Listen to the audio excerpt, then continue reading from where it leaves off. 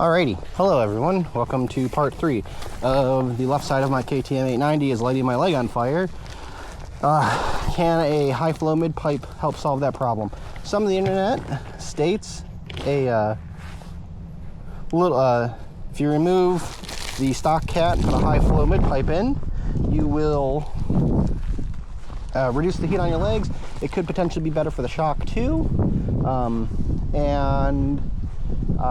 So I figured I'd give it a shot. If you watched the last video, once I moved the thermal probes to the outside of my pants, I was able to record temperatures at 35 miles per hour with an ambient of, I think, 75 to 77 of over 130 degrees, which is just, it's hot. I mean, that's, you're cooking your steaks to rare at that point. So I just feel like that's probably a little too hot for what I like to expose myself to on the regular. So I wanted to see if this high flow pipe would do anything for that. I was curious about the weight savings. I can tell you after about 2 weeks of having this on, in off-road and just normal conditions, the weight will impact a number on a scale, but you're not going to feel it, or at least I'm not going to feel it. I'm still running the stock exhaust pipe. I have no intention of changing that. I do really like the sound the high flow mid pipe does add. It makes like sound a bit more raspy. These 890s or even the 790 that LC8C platform, it just does not sound very good in my opinion, but that mid pipe does really improve it. They also have a Rottweiler intake. I don't have it on my bike, but I hear that helps improve the sound. But again, the sound wasn't the real thing I was after. Performance wasn't the thing I was after. The bike has plenty of performance in the stock configuration. Again, if you're just chasing spreadsheets, go for it, but that is not the big thing you should be aiming for. It's to see if this heat will. So without plugging in the thermal probes, right now what I can say is I feel like it did what I thought. The bike's still putting out a ton of heat, but it feels a bit more equalized between my legs. Today is hotter than it was on that part 1 test video, but we're gonna see how this ends up looking, and the best way to know is with some probes. So I'm gonna do the same thing. I'm gonna put them in my boot, and we're gonna ride around. Yeah, I'm gonna probably just do the same. I can just drop them in through the top again. God, that was so silly. So, just gonna drop these in. Down, down, down, down, down.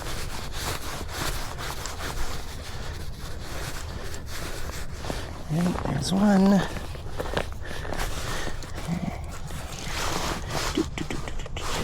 I am wearing different pants today, but the same boots and all that jazz, so not really concerned.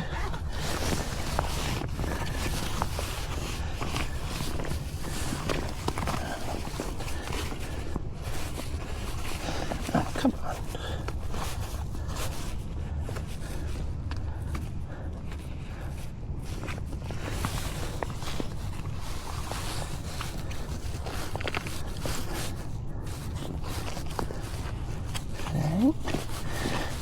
Okay, and then I'm gonna mimic that on the other side.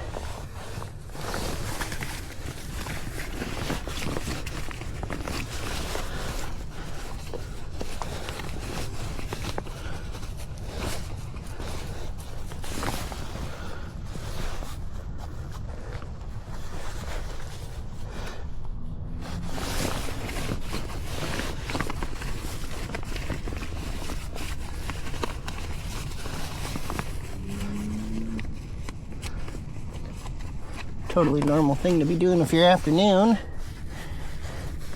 Get off work a little bit early, and now I get to go jam thermal probes in my pants.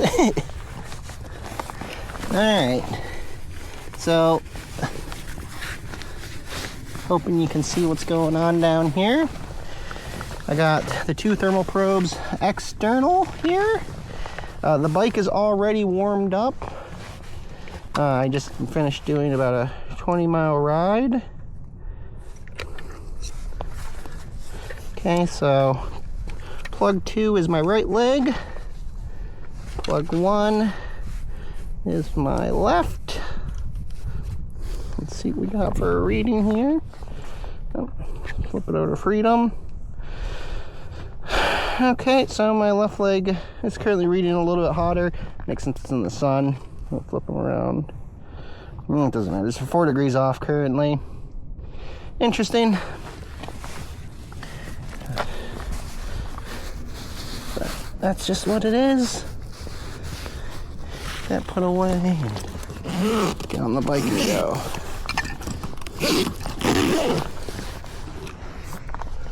Alright. God.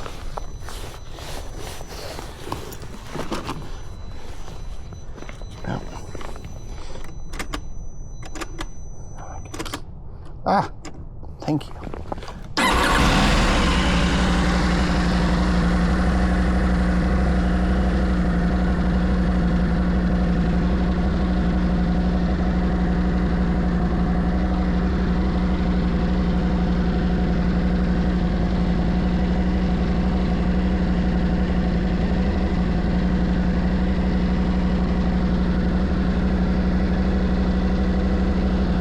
So the bike's been sitting for, we'll call it like 10 minutes.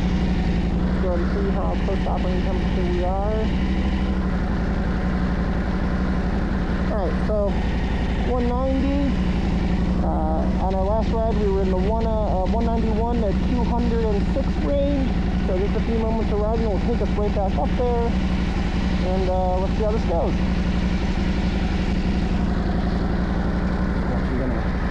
Walk it off this little bit of a hill here.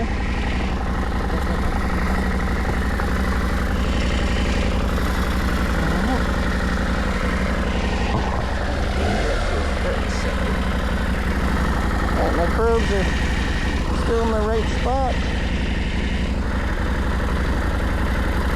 And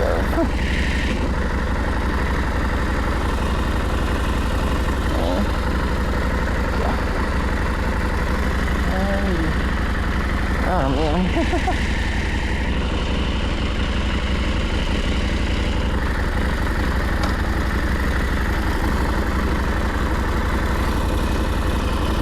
This is annoying.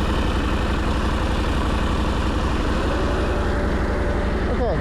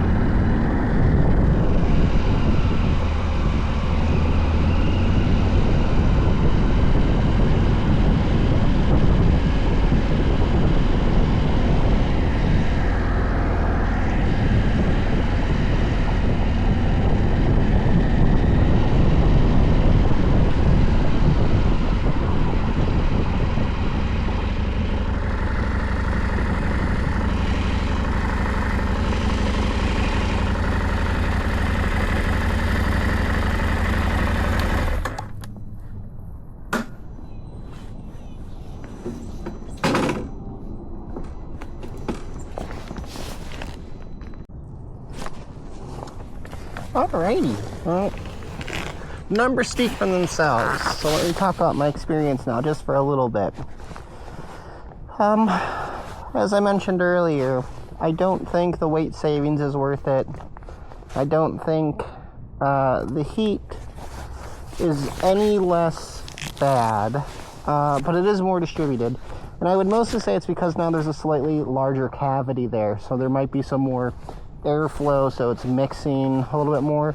If we look at the numbers, you'll see that it's mostly the same, or it's slightly different than what it was between my right and left leg, which is nice.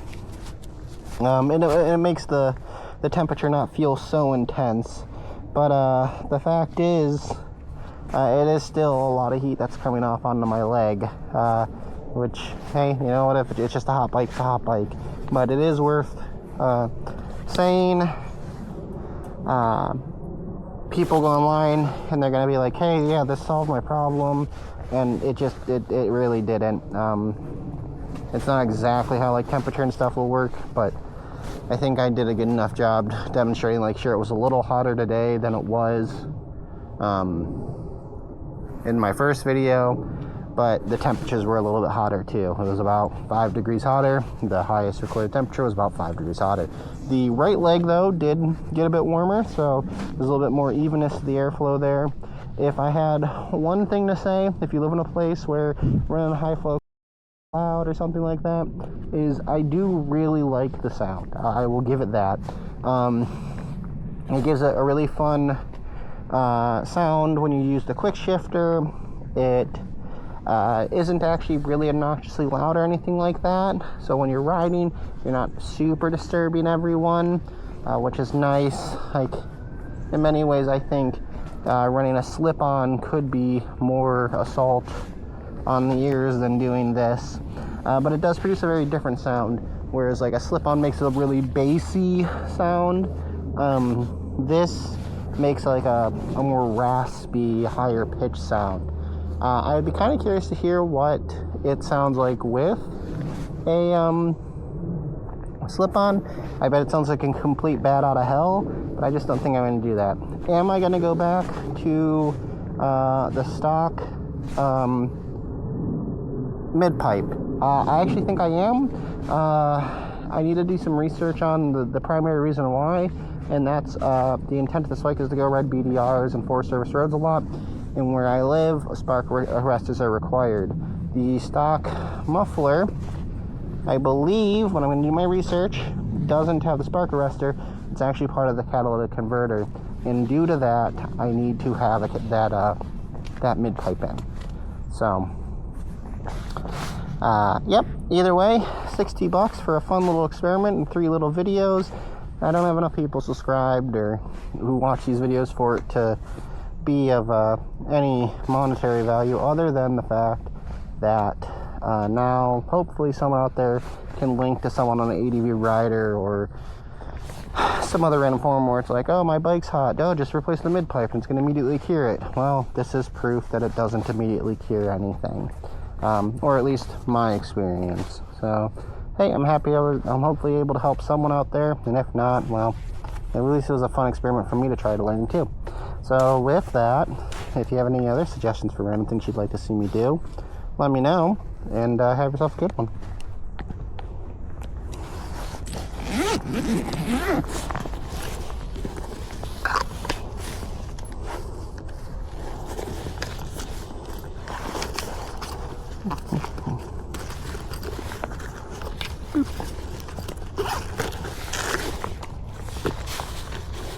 So silly.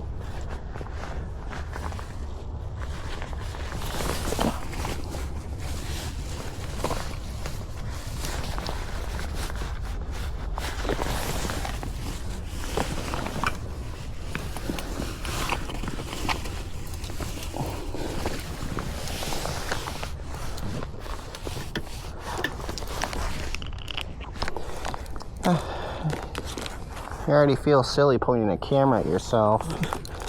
You can jam some thermal probes in your pants and feel real silly.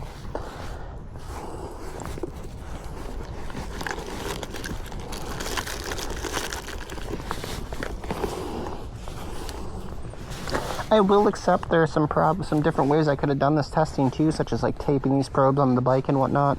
But my main issue was the feeling I was getting on my left leg, specifically my calf. And that's why I chose to do this the way I did.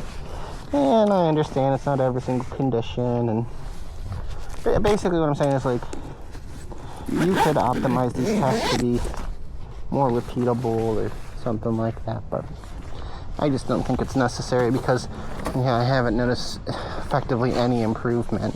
So, oh well. I was hoping.